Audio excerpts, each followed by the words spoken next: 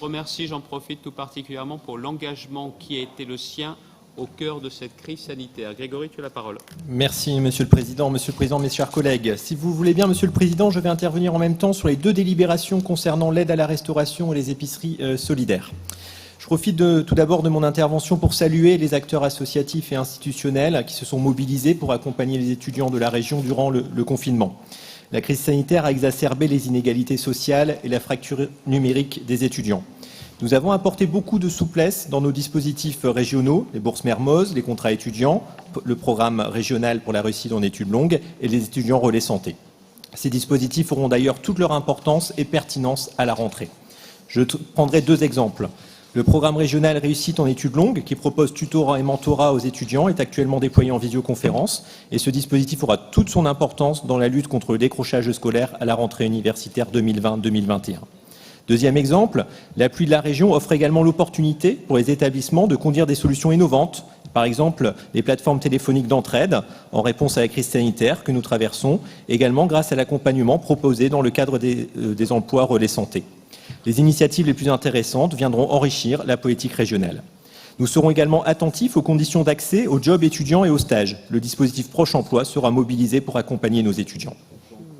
L'amélioration de la qualité de vie, gage de la réussite des étudiants inscrits au sein des établissements d'enseignement supérieur et des instituts de formation sanitaire et sociale des Hauts-de-France, est une préoccupation constante de la région. Afin d'apporter une réponse à la problématique des conditions de vie étudiantes, accentuée lors de la crise sanitaire du Covid-19, la région apportera son soutien aux missions de restauration et d'aide d'urgence des Crous de Lille et d'Amiens, et ces dispositifs seront opérationnels dès la rentrée 2020-2021. Nous allons signer une convention avec les deux Crous et instaurer un comité de pilotage pour en assurer le suivi. Ainsi, c'est 100 repas équilibrés et diversifiés qui seront offerts aux étudiants boursiers des échelons 4, 5, 6, 7 sur l'ensemble de la région. Et de plus, le Fonds régional social d'urgence permettra une réponse rapide et plus fine pour les étudiants confrontés à des problèmes de santé, de logement, de frais d'études ou en situation de rupture familiale. Cette même démarche a été menée par notre collègue Monique Riot pour les étudiants et les élèves des formations sanitaires et sociales. Le tissu associatif étudiant, particulièrement riche au sein de nos campus, est fortement mobilisé et contribue à rendre soutenable cette période de crise sanitaire pour nos étudiants. Les épiceries solidaires en sont un bon exemple. Nous souhaitons améliorer l'accompagnement proposé par la région afin d'en renforcer l'efficacité. Les besoins sont là. Nous avons participé, les services de la région ont participé pour la première fois au COPIL de l'Agorae d'Amiens, qui a été très impliqué durant le Covid. 167 bénéficiaires habituellement, or c'est 70 à 200 personnes par semaine qui ont bénéficié en fait de ces épiceries solidaires. Et les acteurs s'attendent à une augmentation du nombre d'inscrits à la prochaine rentrée et prévoient l'ouverture d'une deuxième Agorae à Beauvais.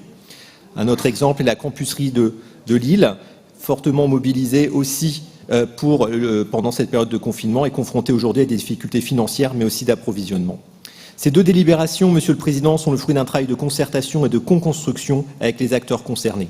Je vous remercie, Monsieur le Président, ainsi que mon vice-président de tutelle, Nicolas Lebas, pour votre confiance, votre écoute et aussi votre soutien sans faille pour accompagner les étudiants de notre région. Je vous remercie pour votre attention.